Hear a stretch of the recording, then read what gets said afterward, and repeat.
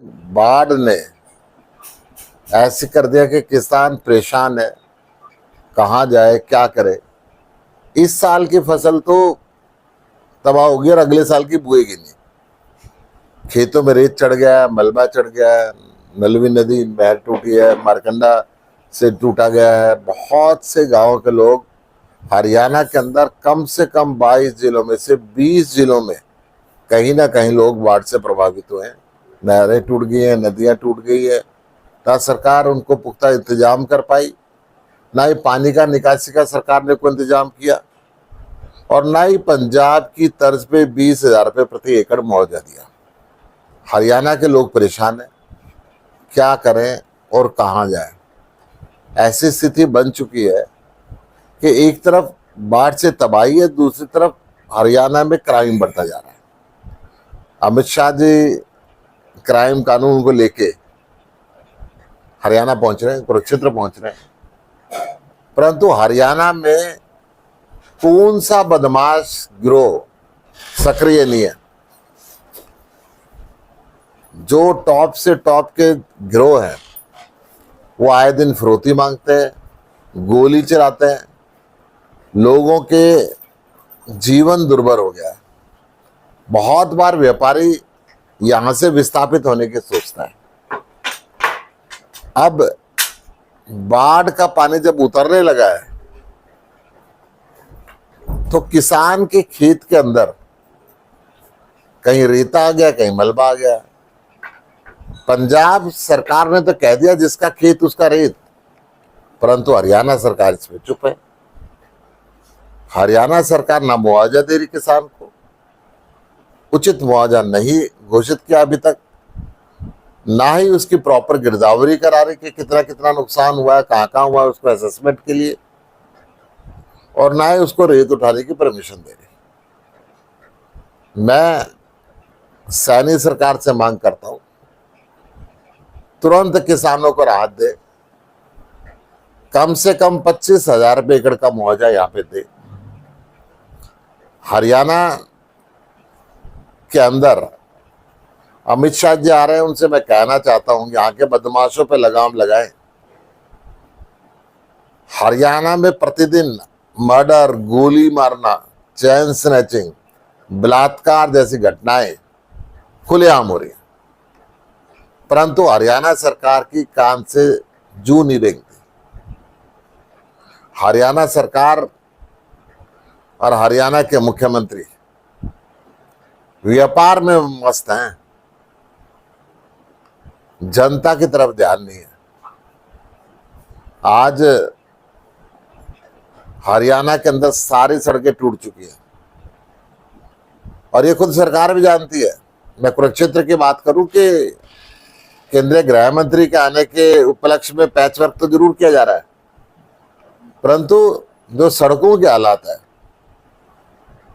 आम आदमी के सारे व्हीकल उस पर टूट जाते हैं, आने जाने के अंदर परेशानियां हो रही हैं।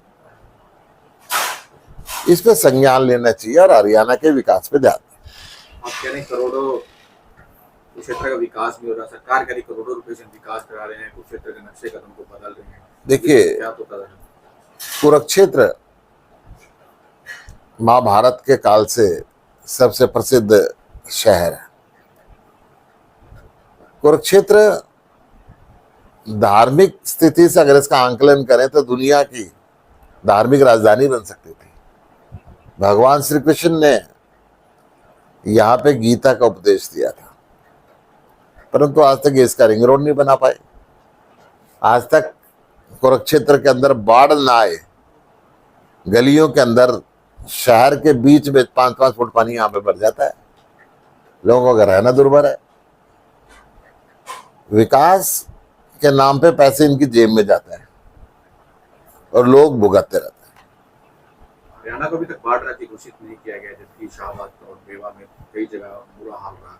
आप शाहबाद की बात करें, पेवा की बात करें, फतेहाबाद की बात करें, रोहतक की बात करें, झज्जर की बात करें, फरीदाबाद की बात करें, ऐसा कोई जिला नहीं है जहां पे बाढ़ नहीं आई, लोग दुखी नहीं हुए। परंतु हरियाणा सरकार लोगों से कोई लेना देना नहीं करे। पिछले एक सीरीज में हमने दिखाया था कि इनके स्कूलों की हालत क्या थी। अभी आम आदमी पार्टी इनके हॉस्पिटलों की हालत दिखाएगी।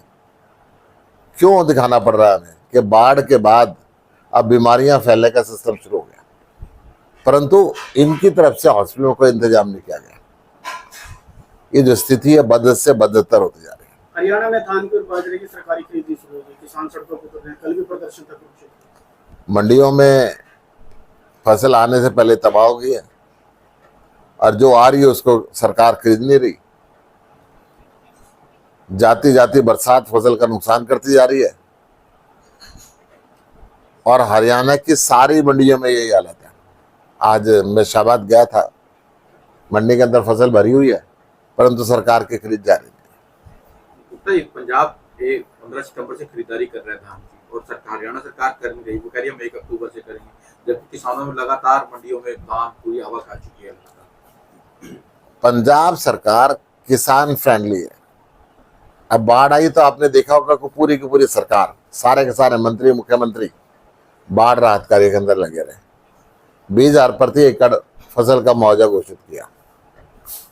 केंद्र सरकार से मांग की, केंद्र सरकार ने पैसे नहीं दिए उनके हिस्से के, परंतु हरियाणा सरकार ने ना तो केंद्र सरकार से मांग की, ना ही खुद बाढ़ राहत कार्य के अंदर जुटे, ना ही किसानों को उचित मुआवजा दिया, ना ही मंडी में खरीद का इंतजाम कर रही। और ये इस साल नहीं है, खट्टर साहब के समय से जमाना चल रहा है। जब भी फसल आती थी किसान परेशान होता था, हर साल परेशान होता था और अब भी वही है, लगातार परेशानी है। क्यों समय पर खरीदारी नहीं करते हैं? क्योंकि इनको किसानों से दुश्मनी है, क्योंकि किसानों ने एमएसपी की मांग कर दी थी, क्योंकि किसानों ने आंदोलन कर दिया था और उस आंदोलन के अंदर देश के प्रधानमंत्री को झुकना पड़ा था, अपने 3 काले कानून वापस लेने पड़े थे और वो सारा काम हरियाणा के अंदर हुआ था। किसान तो पूरे देश के थे, परंतु केंद्र सरकार को और हरियाणा सरकार को किसानों से नफरत। सीएम साहब का गृह क्षेत्र है, अगर लाडवा की बात करिए, लाडवा में 8 व्यापारी वर्ग हैं जो उनको सुरक्षा प्रदान करी गई है। कहीं नहीं लगता है व्यापारियों में डर का माहौल बना है? देखिए, आप लाडवा की बात करें, आप जींद की बात करें, आप झज्जर की बात करें, आप रोहतक की बात करें, जहां की भी बात करें, खुलेआम फिरौती मांगी जा रही है। हरियाणा के अंदर सारे के सारे बड़े से बड़े गैंगस्टर यहाँ पर मौजूद हैं। लोगों के खुलेआम गोली चलाई जाती है, गोली चला के व्यापारियों से पैसे मांगे जाते हैं और सरकार को सब मालूम है कौन सा बदमाश क्या फिरौती मांग रहा है, परंतु आज तक किसी को गिरफ्तार नहीं किया।